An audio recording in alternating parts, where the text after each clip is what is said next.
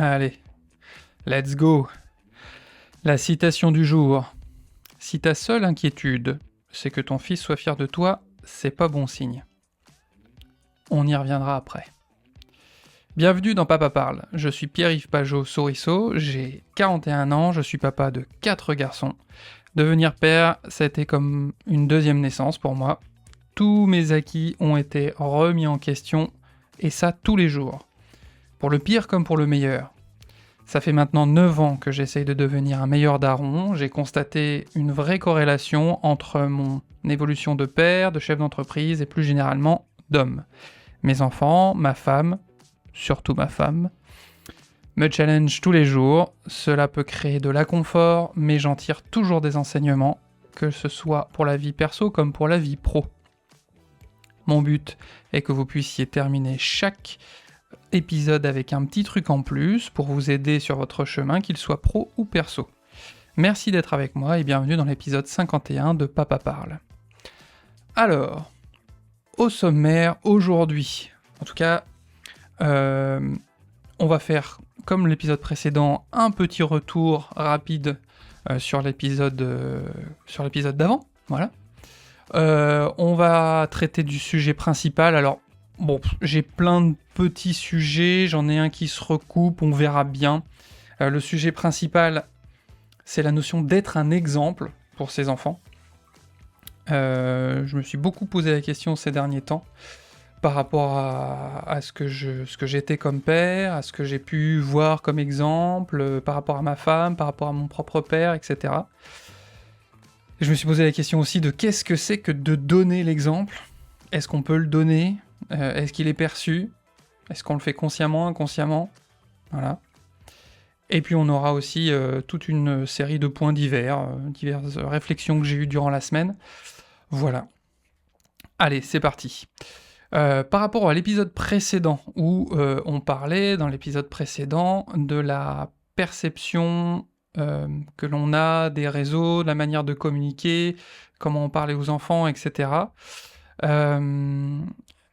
Bon, ben, j'ai eu des retours là-dessus où effectivement c'était pas simple de parler de tout ça, de le faire comprendre à ses enfants, et j'ai eu un exemple en fait qui appuie le fait qu'il faut vraiment, c'est important, sourcer et rechercher d'où viennent les informations avant de les redire. Là, j'avais l'exemple de quelqu'un qui me disait, voilà, la flamme olympique, elle va passer, comment elle passe dans les villes, etc. Et ça coûte 180 000 € par ville, qui voudrait faire passer la flamme chez elle. Et moi, mon premier réflexe maintenant, c'est devenu une mécanique, c'est de, ah bah, qui te l'a dit ? Ah bah, c'est une amie, et ton amie, elle le sait comment ? Oh bah, elle l'a vu quelque part, mais elle l'a vu où ? Et puis donc en faisant une petite recherche rapide, en fait, on s'est rendu compte que c'était pas 180 000 € par ville, que c'était au niveau départemental. Alors effectivement, ça reste une grosse somme, c'est pas ça le problème. C'est le fait que on est passé d'une ville à un département, et c'est pas du tout les mêmes raisonnements. Et là, c'est un petit exemple, mais très vite, on peut passer sur des sommes folles, on peut détourner l'information, notre mémoire, en fait, elle nous joue des tours tout le temps. Donc vraiment, que ce soit pour vous ou pour vos enfants, toujours, allez checker, quoi. Allez vérifier l'information. On peut aller chercher maintenant l'information facilement, et puis si il reste un doute ou si vous voyez que l'information est pas claire, eh ben on n'en parle pas. Voilà, hein. Si vous savez pas, si vous êtes pas sûr, on ne relaie pas de fausses informations. C'est à partir de là qu'après, ça part en cacahuète. Alors, on va passer au sujet principal. Être un exemple pour son enfant. C'est pour ça que j'avais cette citation au début. Alors, citation qui vient de nulle part, hein, de ma tête. C'est « Si ta seule inquiétude, c'est que ton fils soit fier de toi, c'est pas bon signe. » Parce que si tu cherches, entre guillemets, la validation dans le regard de tes enfants, surtout quand ils sont en bas âge, concrètement, ça va pas t'amener bien loin parce que tu peux réussir à tenir en équilibre une balle de tennis sur ton nez, ton fils il va être fier de toi, hein. Moi, les miens, si je lâche une énorme caisse, ils sont fiers de moi, ils sont morts de rire et ils s'éclatent. Je pense que si tu veux pouvoir être un bon exemple, il faut que tu sois fier de toi, en priorité, que tu sois d'abord fier de toi, que tu sois content de ce que tu fais, que tu sois bien avec ce que tu fais. Parce que si... Et puis, de toute façon, tu vas le rechercher au travers de tes enfants, mais je pense que tu vas le rechercher au travers des autres, et c'est toujours cette question de est-ce que tu as besoin de la validation des autres pour être fier, pour avancer, pour valider ce que tu fais. Et quand on est tout le temps à la recherche d'une validation extérieure, je pense que c'est un puits sans fond et qu'on va constamment aller chercher la validation ailleurs et qu'on n'en aura jamais assez. D'où l'importance de se poser la question, est-ce que j'ai besoin de ça? Après, c'est pas grave, mais c'est important de s'en rendre compte et d'essayer de travailler ça pour aller plus loin. Et quelque part, de se suffire à soi-même. Et après, parce que au final, on risque de reproduire le truc. Si l'exemple que tu montres à ton enfant, c'est qu'il faut que les autres soient fiers de toi pour que toi-même tu sois fier de toi, ton enfant pourra pas avoir confiance en lui et être fier de lui. Là, je suis des fois peut-être un peu dur avec mes enfants quand ils me demandent « Ah papa, regarde, j'ai fait ça » et qu'ils vont chercher vers moi l'approbation, je valide jamais. En fait, je constate ce qu'ils font. Je dis « Ah ouais, je vois que t'as fait tel dessin, je vois que t'as fait un salto arrière, etc. » Mais je ne valide. Je dis jamais « Waouh, c'est un truc de ouf, excellent !» Ah si, je me suis fait avoir récemment, quand mon tout dernier s'est mis à marcher, là j'avoue, je fais « Waouh !»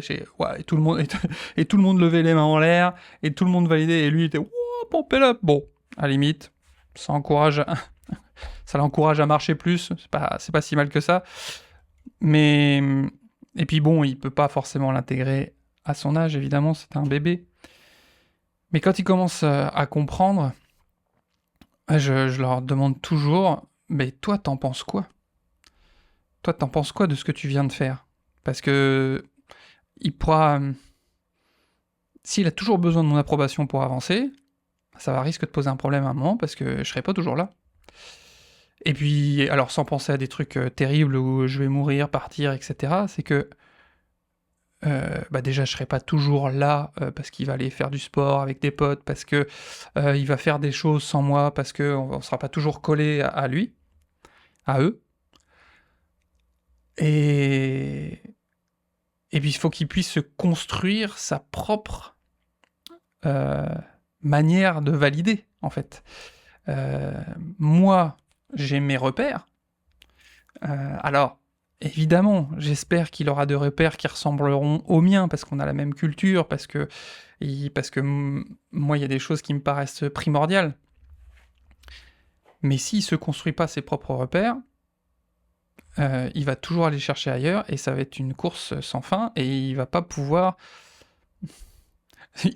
faire de grandes choses. Parce que je suis honnête, et j'ai envie que mes enfants fassent de grandes choses. Alors des grandes choses, ça veut pas dire devenir maître du monde, ou ce genre de choses. Mais j'ai envie qu'ils puissent... Ah tiens, ça rebondit avec un point auquel je voulais parler après. En fait, je fais une digression et après on retombe dessus. C'est que je voulais parler de la différence entre le fait de prendre du plaisir rapide et puis de construire quelque chose et d'avoir de la satisfaction. Et je pense qu'on ne peut pas avoir de satisfaction juste dans la consommation. Je m'explique. Quand on mène sa petite vie, on a des fois des frustrations, des choses comme ça, et pour se sentir mieux, on a besoin des fois d'avoir de petits plaisirs rapides, les shoots de dopamine, on en parle beaucoup, etc. Regarder une série, fumer une clope pour certains, boire un verre, faire l'amour, se masturber, aller sur son téléphone, scroller, etc. Et ça, c'est des comportements de consommation. Et je pense que ces comportements-là n'amènent que de la dopamine à court terme. Et donc, il y a forcément une rechute, et on va chercher son nouveau shoot de dopamine. et on devient de plus en plus dépendant à ça. Là où je pense qu'on peut casser ce phénomène-là, c'est en devenant créateur, en créant des choses. Alors c'est pas forcément devenir un artiste en peignant des trucs ou en je sais pas moi, en sculptant, etc. Il n'y a pas que ça. C'est-à-dire on peut être créateur quand on est entrepreneur. Moi je le découvre tous les jours avec ma boîte. Le fait de réfléchir à des nouveaux systèmes pour mes clients, de trouver d'autres solutions, de se dire que il y a toujours une voie, on nous a toujours parlé d'une certaine voie, finalement on peut trouver d'autres choses, on peut aller ailleurs, on peut trouver d'autres solutions. Ça, c'est être créateur. Alors effectivement, ça amène des fois de la friction parce que on n'est pas toujours dans le sens de la marche, on n'est pas toujours comme ce que font les autres, donc on ne reçoit pas toujours la validation des autres, ce qui peut faire peur. Mais ce qui peut aider à ça, pour nos enfants, pour mes enfants, je l'espère, c'est dès tout petits, leur proposer de trouver leur propre échelle de valeur, leur propre bien ou mal, même si pour moi il n'y a pas vraiment de bien ou mal, il y a les choses qui sont. Je suis très influencé par le podcast de Théo Lyon là, qui a fait tout un pamphlet sur Nietzsche récemment. Et dans Nietzsche, il parle de casser ses codes, complètement, casser tous ces principes moraux qu'on nous a inculqués. Alors au bout d'un moment, ça fait peur, ça perturbe, et même des fois on rentre dans le nihilisme parce qu'on est contre tout et plus rien n'a de sens, et tout est de la merde, etc. Mais si on dépasse ça, après on reconstruit ses propres codes qui nous permettent d'avancer et de ne pas être bloqué par un cadre précis et de devenir créateur. Alors, ça fait très, je sais pas, perché de dire ça, mais être créateur de sa propre vie. Et pour mes enfants, j'ai envie de ça le plus tôt possible. Ça, on va le rencontrer généralement, je trouve, au moment de l'adolescence, beaucoup, où justement on commence à re-questionner les réflexions de nos parents. Là, pour l'instant, mon plus grand, il a que 8 ans, donc... Pour l'instant, ce que je dis, des fois ça l'énerve, mais il le remet pas trop en question. Enfin quoi, il négocie beaucoup. Et il faut que ce que je dise soit très très clair. Mais pour l'instant, ma parole, ça reste encore assez facile. Mais c'est pour ça que, après je me mets des bâtons dans les roues, mais dès maintenant, je leur propose de re-questionner constamment ce qu'on leur dit, et de ne pas attendre notre validation pour faire, de chercher par eux-mêmes. Alors après, évidemment, ils sont en construction et ils n'ont pas encore beaucoup d'expérience, donc ils vont nous demander quand même encore, est-ce que c'est bien, est-ce que c'est pas bien, mais nous, moi je me vois plus comme une forme de miroir qui lui renvoie son questionnement, et qui lui demande, ok, mais pourquoi ce serait bien? Qu'est-ce que t'en as pensé? Est-ce que ça a été dur, pas dur? Est-ce que, justement, tu es content du résultat? Si tu ne l'es pas, pourquoi? Et même si tu n'es pas complètement content du résultat, est-ce que le chemin et l'apprentissage n'est pas intéressant? Je pense que de faire ça très tôt permet par la suite de rentrer plus sur un chemin de création que de consommation. Et donc, je pourrais changer le titre de l'épisode finalement, ce serait plutôt de la consommation à la création. Et donc voilà, toute la réflexion est là. Comment je peux accompagner mes enfants pour qu'ils deviennent créateurs plus que consommateurs? Putain, c'est pas mal ça. Ça, je le garde, ça. Et ça passe par ne pas forcément valider, ou ne pas forcément dire « Waouh, à chaque fois c'est trop bien, c'est génial, etc. » Non, ça passe par re-questionner. Et c'est pas simple, parce que quand il va faire un truc qui rentre dans mes codes à moi, J'ai tout de suite envie de dire: «Oh, trop cool!» quand il invente une histoire, quand il commence à me parler, parce que forcément je les influence un peu. Il commence à me parler de plans, de vidéos, de trucs et tout, forcément j'ai envie de foncer dedans, donc je suis un peu tiraillé entre les 2. Mais j'ai envie qu'ils construisent leur propre truc, et puis quand ils me proposent une histoire, donc dans mon monde, dans mon truc, mais que ça va pas dans le sens que j'avais imaginé, faut que je leur permette d'y aller quand même, d'aller explorer le truc jusqu'au bout. Ça veut dire que moi, je dois accepter d'être inconfortable quand ça va pas dans mon sens. À plus bas niveau, c'est la même chose quand finalement par rapport à l'apprentissage en général, quand ils sont tout petits, qu'ils commencent à manger et qu'ils en foutent partout, on peut, et je le fais encore, hein, ma femme est bien meilleure pour ça, on peut leur donner la béquille.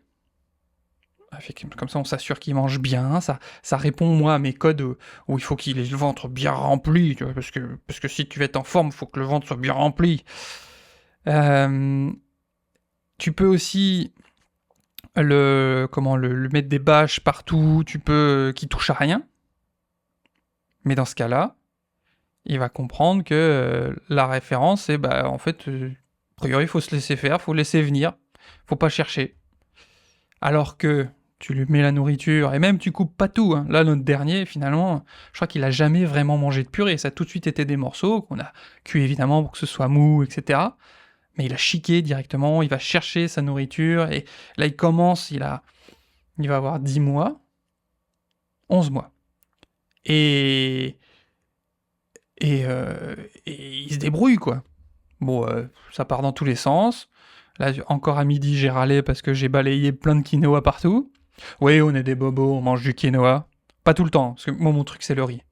Ma femme en a plein le... Le riz, c'est la vie. Et... Mais c'est du mémordre, quoi. C'est du mémordre. Donc voilà. Encouragez vos enfants à être créateurs, mais pour ça va pas être agréable. Ils vont faire des trucs qui vous plaisent pas, mais concrètement, si ça ne nuit pas à leur santé physique et morale, et mentale, j'ai envie de dire plutôt, il peut bien marcher pieds nus sur les cailloux, c'est pas grave. Il peut se faire des tâches, c'est pas grave. Il peut dessiner des trucs dégueulasses pour vous, c'est pas grave. Faut qu'il aille au bout. Vous n'avez progressé que quand... C'est pareil pour tout le monde, que quand vous faites des erreurs. Et encore, c'est considéré comme des erreurs parce que selon un certain code, selon un certain cadre. Sinon, si on le prend pour ce que c'est juste un apprentissage. Voilà, allez, j'arrête de m'enflammer par rapport à ça. Donc, finalement, être un exemple, ça va être plutôt le 51, c'est passer de consommateur à créateur. Que ce soit pour vous ou pour vos enfants. Et oui, et je reviens quand même sur la notion d'être un exemple. Je pense qu'on se rend pas compte à quel point on est beaucoup plus un exemple inconsciemment que consciemment. C'est-à-dire qu'on peut consciemment se dire, alors là, je vais lui montrer comment on fait ça, je vais bien me comporter sur ça. Mais les moments où on est conscient de ça, enfin je sais pas pour vous, mais moi en tant que parent, quand je me dis là, je dois être concentré pour montrer l'exemple, c'est quand même pas souvent dans une journée. Alors que inconsciemment, on est inconscient de notre éducation 90% du temps, et c'est ces moments-là qui sont les plus forts, parce que c'est là où on est le plus naturel, et c'est là où nos enfants vont le plus absorber qui on est. Parce qu'on y passe plus de temps, parce qu'on est plus authentique à ce moment-là. Et donc pour être un meilleur exemple inconscient, moi les solutions que j'ai par rapport à ça, c'est le retour de ma femme, entre autres, et le retour de mes enfants, et d'accepter ces retours. Parce que c'est pas toujours agréable, en fait. Quand elle me dit, bah voilà, t'es trop sur ton téléphone, waouh, tu lui as parlé, c'était un peu raide, ou ou tu pourrais être plus cool là-dessus. Ah voilà, sur le coup, ça pique l'ego, c'est pas agréable. Et pour ça, il faut accepter ce retour. Et que ça devienne, que ça s'intègre, que ça se diffuse, que ça s'imbibe, pour que potentiellement, ça change nos comportements quand on est inconscient qu'on est en train de montrer l'exemple. Ça reste Enfin, c'est du développement personnel, quoi. Hein. Évoluer dans ses comportements du quotidien. Comment on peut... Enfin, c'est sûr, là, mais j'ai une chance inouïe qu'il ne demande pas plus d'écran, parce que moi, je suis, de par mon métier et mes addictions, j'y suis beaucoup. J'ai une chance inouïe qu'ils disent pas beaucoup plus de gros mots, parce que ça m'échappe très très souvent. Mais quand ça m'échappe, là, déjà, je demande pardon, même si je suis un adulte, parce que j'ai envie que eux-mêmes le fassent. Quand ça m'arrive de m'emporter, je demande pardon, parce que justement, si eux, c'est normal qu'ils pètent des plombs souvent. Mais si je veux derrière, ils apprennent à gérer ce pétage de plomb et à réparer, entre guillemets, ça, il faut que moi-même je le fasse. Et sur le coup, des fois, je m'en rends pas compte. Et on me le dit, donc après coup, on en reparle. Et on le fait, on fait le point.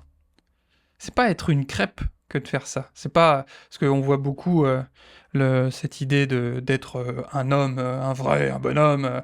Il y a une grosse recrudescence là, de mal alpha, de mal sigma. Pour moi, c'est avoir vraiment, si on prend l'expression pour ce qu'elle est, hein, pour avoir vraiment une belle paire de baloches, c'est ça, avoir une belle paire de couilles, c'est accepter la critique, accepter d'entendre les reproches qu'on fait, et savoir demander pardon. Ça c'est être couillu. Juste être un gros bourrin qui fonce dans le tas, c'est... Alors, oui, par rapport à la loi du plus fort, ça peut fonctionner, c'est-à-dire que vous aurez en face de vous des gens terrorisés, des enfants terrorisés qui vont obéir au doigt et à l'ordre, au doigt et à l'ordre, au doigt et à l'œil, n'importe quoi. Mais vous aurez pas forcément des gens hyper épanouis en face de vous et vous n'allez pas créer un environnement très serein. Je conçois que parfois c'est plus facile, c'est vachement plus simple de pousser une gueulante, de terroriser tout le monde autour de vous parce que pouf, tout le monde file droit et ça va dans votre sens. Mais d'une part, effectivement, donc vous n'aurez pas des gens épanouis en face de vous, donc je suis pas sûr que vous créez un cadre agréable pour les gens autour de vous, donc en retour, ce sera pas forcément hyper agréable. Et puis si vous voulez que les gens, justement, deviennent créateurs, anticipent les choses, je pense à ça par rapport à un client que j'ai pu avoir où dès qu'un truc va pas bien, bam, il monte dans les tours. Alors oui, les gens filent droit. Mais au final, après, les gens n'osent plus avoir d'initiative. Ça va être pareil pour vos enfants. Si vous leur gueulez dessus tout le temps, ils vont pas avoir d'initiative parce que... Alors déjà, ils vont pas toujours comprendre pourquoi vous gueulez dessus, parce que bien souvent, on va accepter pas mal de choses, puis d'un seul coup, boum, on va péter un plomb. Et en face, il y a de l'incompréhension parce que ça a monté, mais en face, ça monte pas. Donc ils peuvent pas savoir pourquoi vous allez péter un plomb. Et donc ils sont toujours un peu dans la peur de oula, attends, qu'est-ce que je fais, qu'est-ce que je fais pas, si je fais ça, il va péter un plomb, pas péter un plomb ou pas, machin. Donc ça crée de la tétanie et ça crée pas des gens proactifs qui vont aller de l'avant. Donc, quand on veut mener sa barque, faut accepter que ça soit pas toujours agréable. De recevoir des critiques, d'être capable de dire les choses calmement, fermement, et créer un cadre précis, mais calmement. Parce que, en plus ça c'est scientifique, quand vous gueulez après quelqu'un, vous figez son cerveau, vous limiter ses capacités cognitives. Donc il peut pas réfléchir autant. Il va aller straight to the point. Ça va être comme un chien que vous dressez. C'est pavlovien. Mais par contre, il va pas être capable de trouver de nouvelles solutions et de vous proposer des choses intéressantes qui vous permettent d'aller plus loin. Voilà. Grosse digression sur tout ça. Bon, tout ça pour dire, on en était où ? Ouais.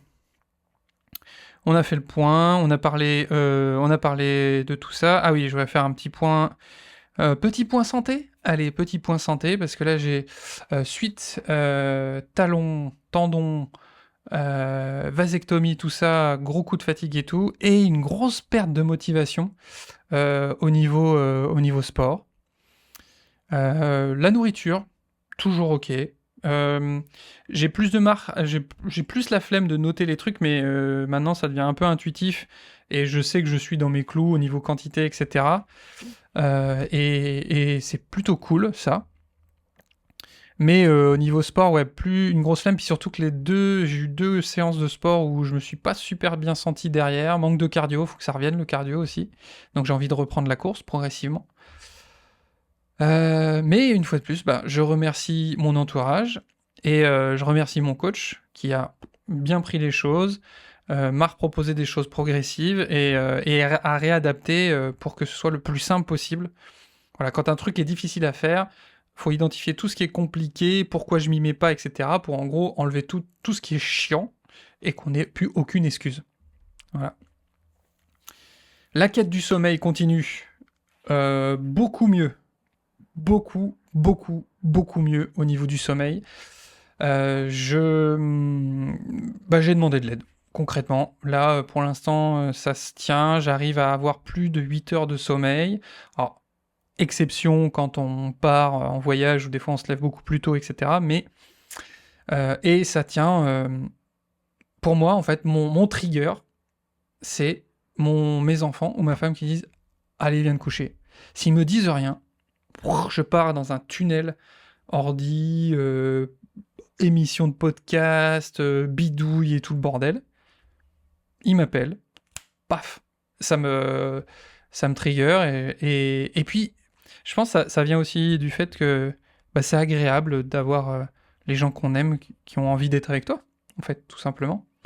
Donc si vous avez un partenaire qui des fois met du temps à venir au lit, tout ça et tout, plutôt que de lui dire « Ah, tu fais chier, tu dors pas, après t'es fatigué le lendemain, tu t'occupes pas des gosses », plutôt l'inverse, quoi, de lui dire ça me ferait tellement plaisir que tu viennes te coucher avec moi. C'est tellement agréable. » Voilà. Je pense que ça, c'est une bonne solution. Montrer aux gens qu'on les aime. On en revient à la base. Toujours ça.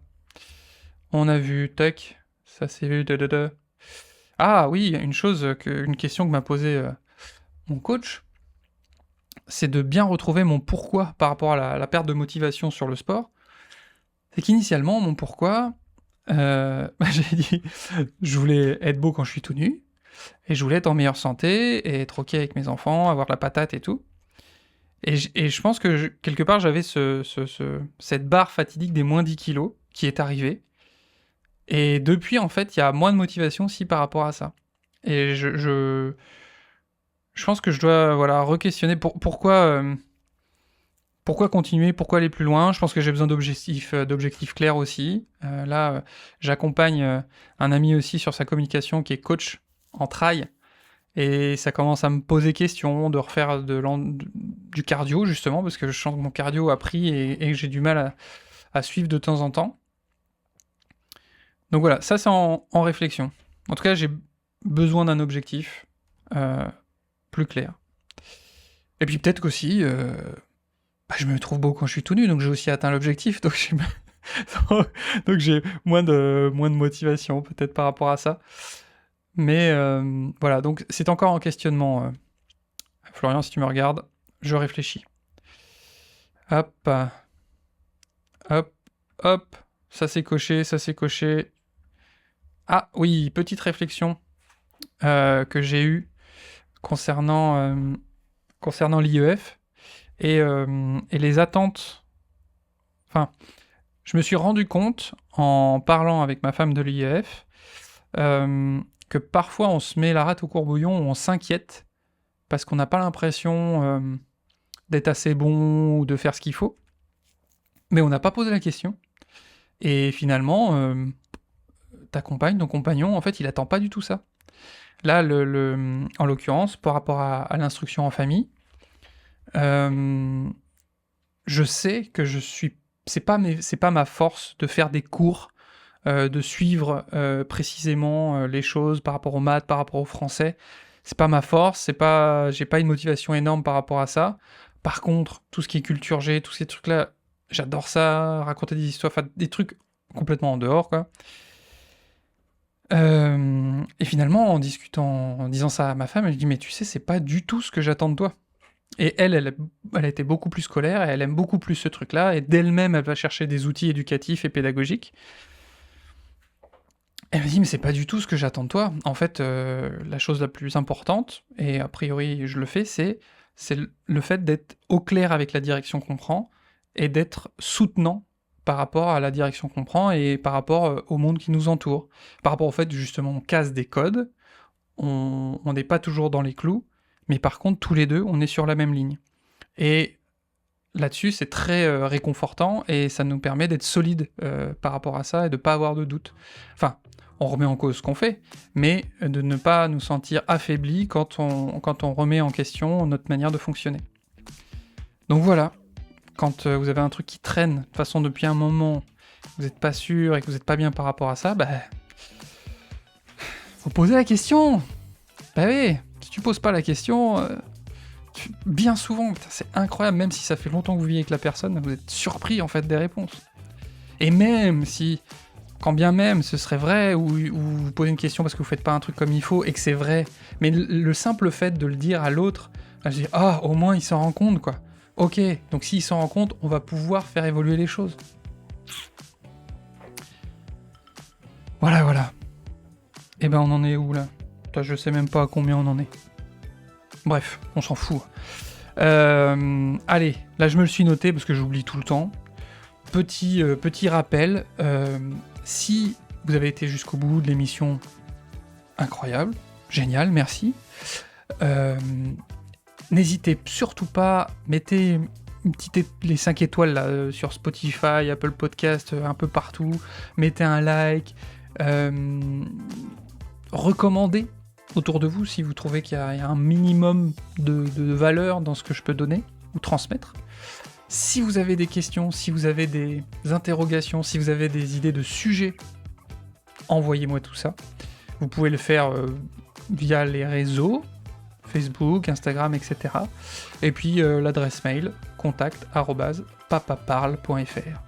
Un épisode rondement mené. C'est à chaque fois c'est dur de se lancer, surtout quand je suis avec un invité, c'est beaucoup plus simple. Tout seul, c'est un truc quand même face à la caméra, de parler à cet objectif-là, c'est très chelou. C'est très très très chelou. Sur ce, je vous souhaite à tous une bonne journée, une bonne nuit. Prenez soin de vous, prenez soin de vos proches, et au prochain épisode. Ciao.